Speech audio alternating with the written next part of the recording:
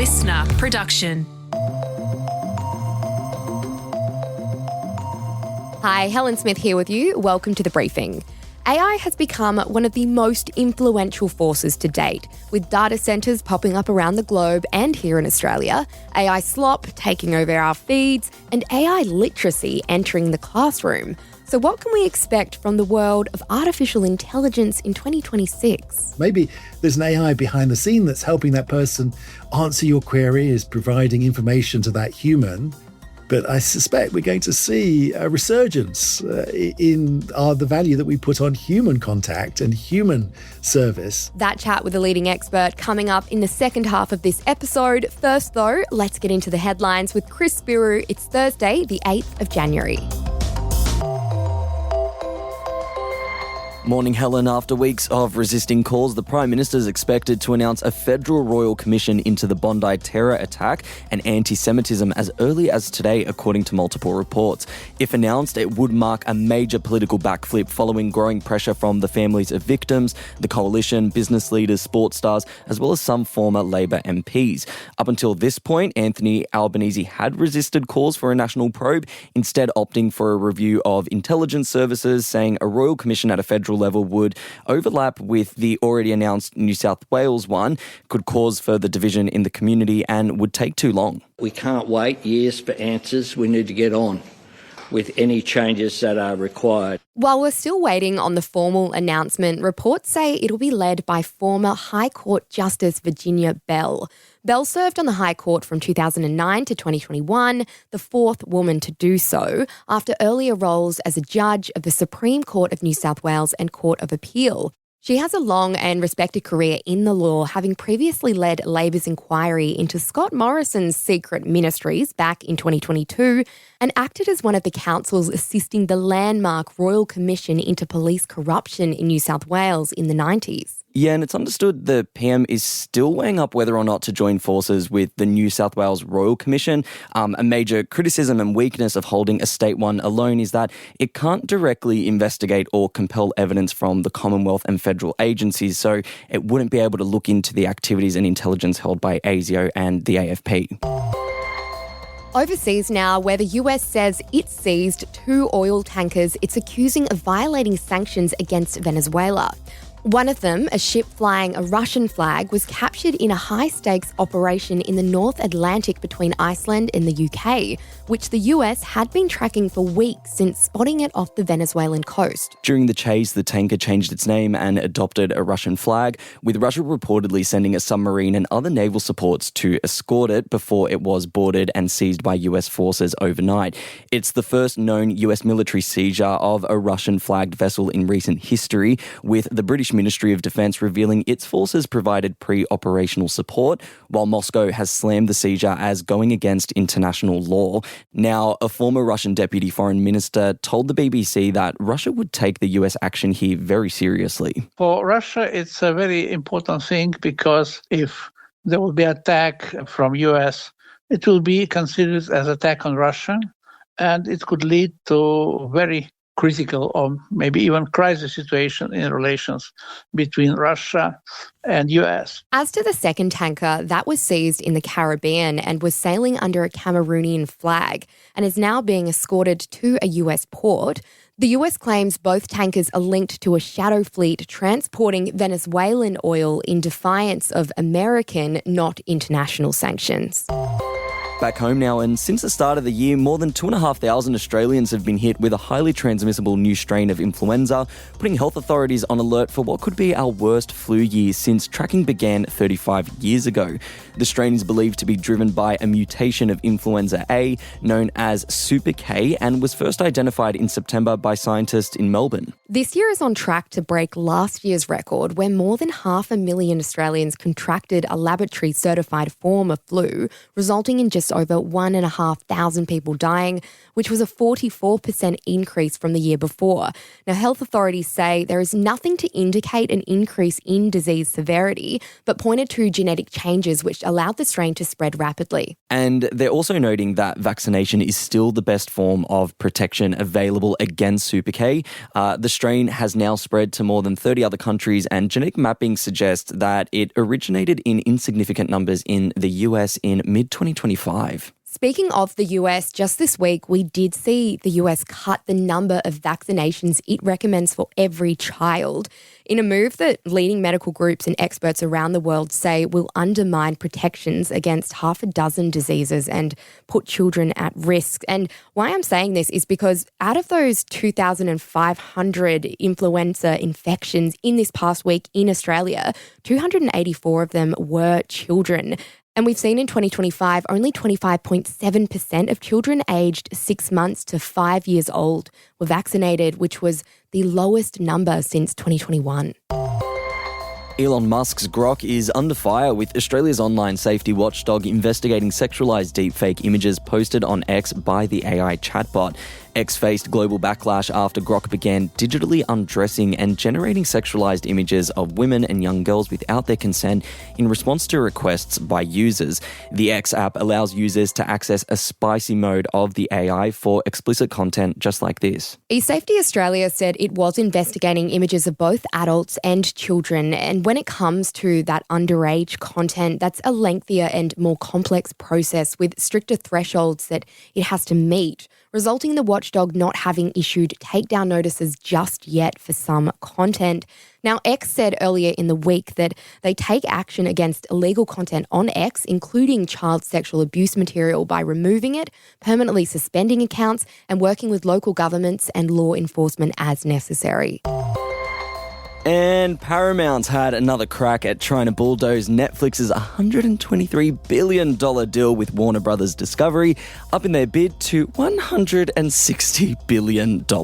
That's Australian dollars there. The board of Warner Brothers has rejected the offer, describing it as inadequate and not in the best interest of the company or its shareholders. Now, a reminder, Paramount is controlled by the billionaire Ellison family, and the deal with Netflix would see the streaming giant acquire Warner Brothers' storied movie studios, HBO cable network, and HBO Max streaming service. Paramount, however, wants the entire Warner Brothers company, including CNN, the Cartoon Network, and Discovery Channel. Yeah, hence Warner Brothers calling the bid inadequate with significant risks and costs, 120 to 160 billion. A little bit of a difference there, I guess. But Paramount is not backing down, saying it has a safety net to ensure it has sufficient funds, and it's even got backing from other billionaires. And if Warner Brothers, though, decides to break its deal with Netflix, it would have to pay a nearly $6 billion AUD breakup fee. Yes, while the rest of us are returning teddy bears and roses and jewellery, Warner Brothers would have to return $6 billion. So relatable, so relatable. That is it for our headlines for today. Coming up next is your deep dive, Helen, taking us into the world of AI and what we can expect from that world in 2026. Stick around, that deep dive is coming up for you next.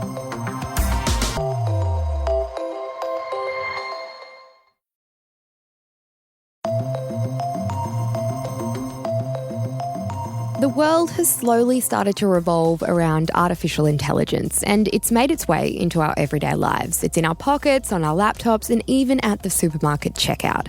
And with the architects of AI named the Times Person of the Year for 2025, the question is no longer if AI will shape our future, but how. So what can we expect in the year ahead? And more importantly, how can we harness the power of artificial intelligence?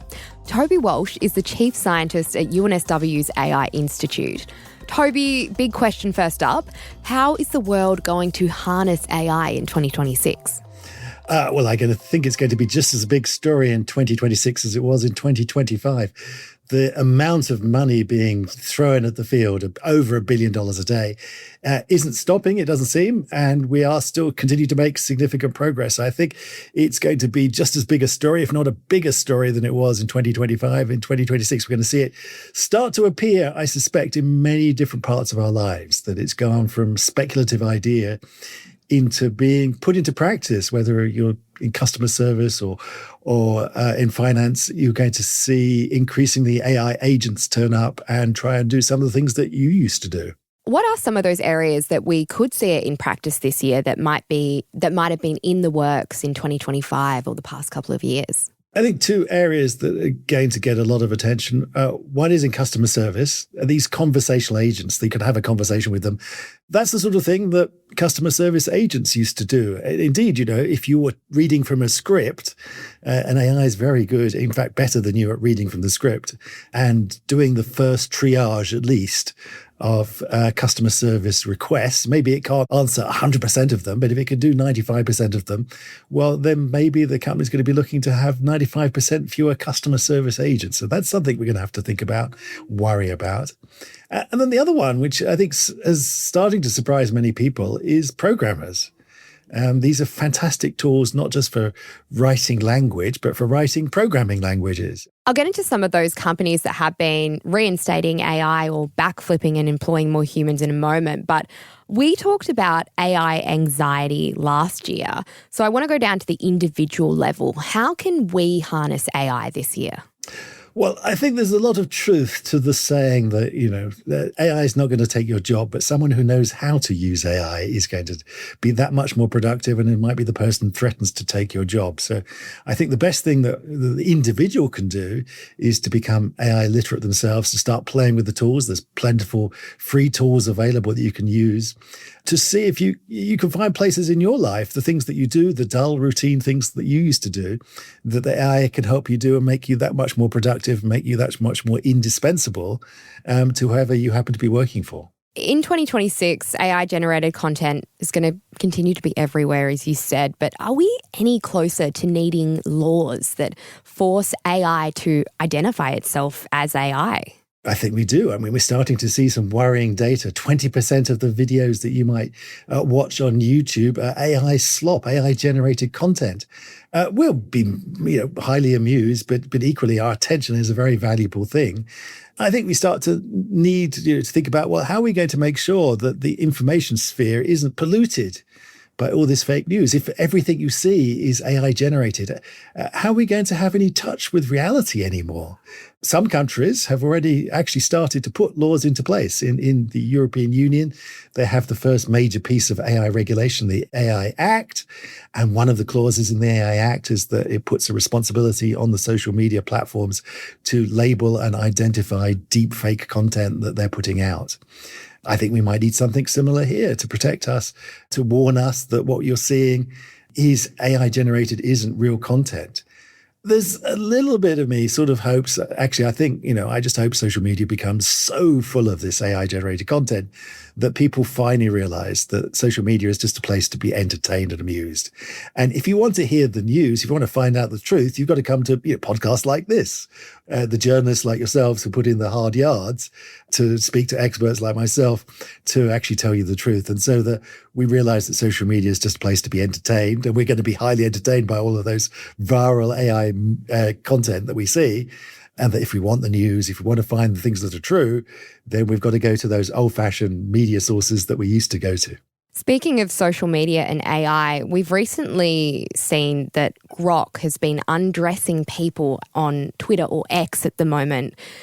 Could we see more instances of this where AI is being used in quite dangerous and harmful ways going into this year? And how do we govern that?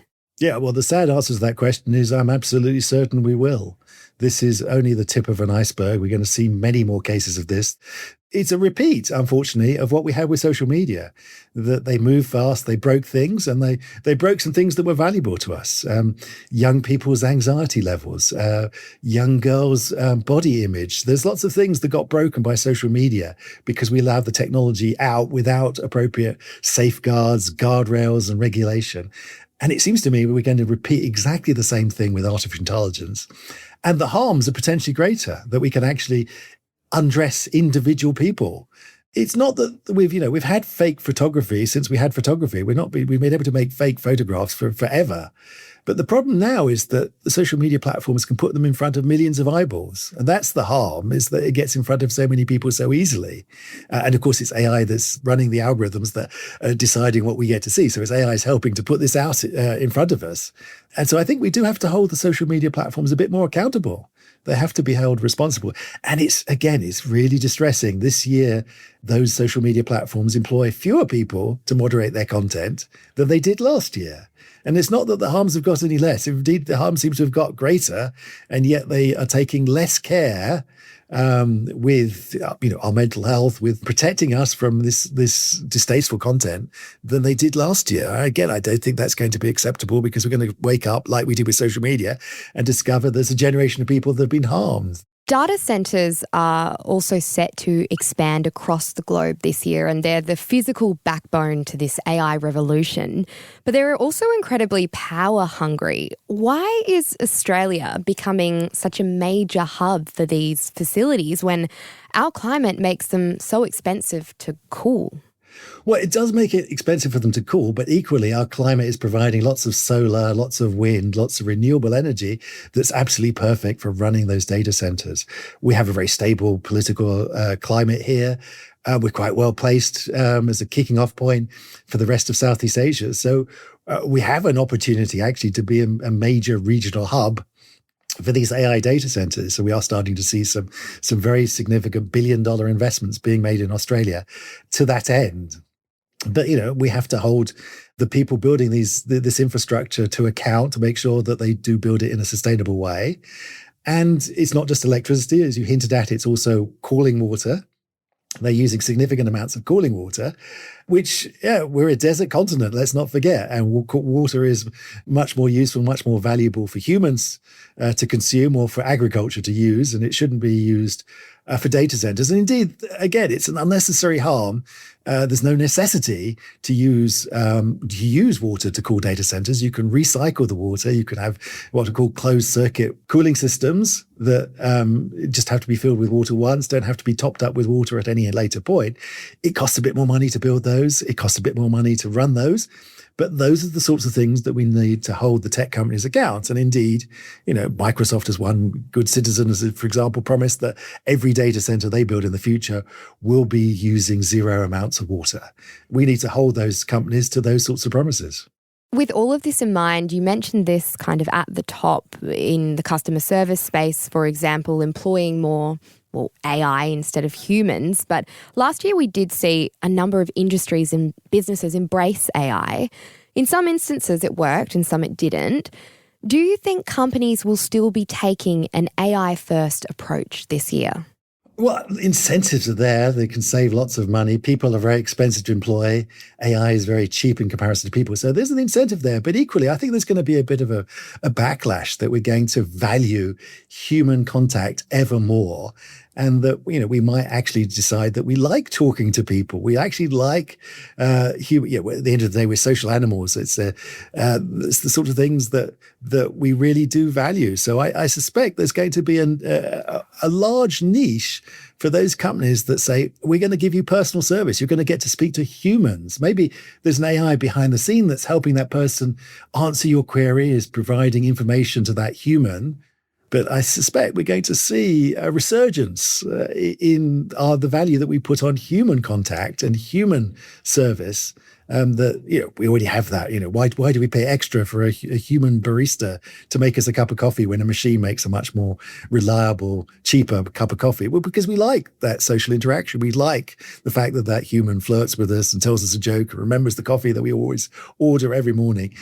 So I can see that those human values, again, when people think about what they can do individually, it is your human communication skills that are going to be ever more important. They're going to distinguish you from the machines. Toby, thank you so much for joining us on The Briefing. Been a pleasure. Happy New Year. That was Toby Walsh, Chief Scientist at UNSW's AI Institute, speaking with me there. And thanks for listening to this episode of The Briefing. That's it for now. Before you go, though, we'd love it if you could share this app with someone else you think might enjoy it as well. It's really an easy way you can support everything we do here at The Briefing. And you can check us out on Instagram at The Briefing Podcast. I'm Helen Smith. Catch you next time.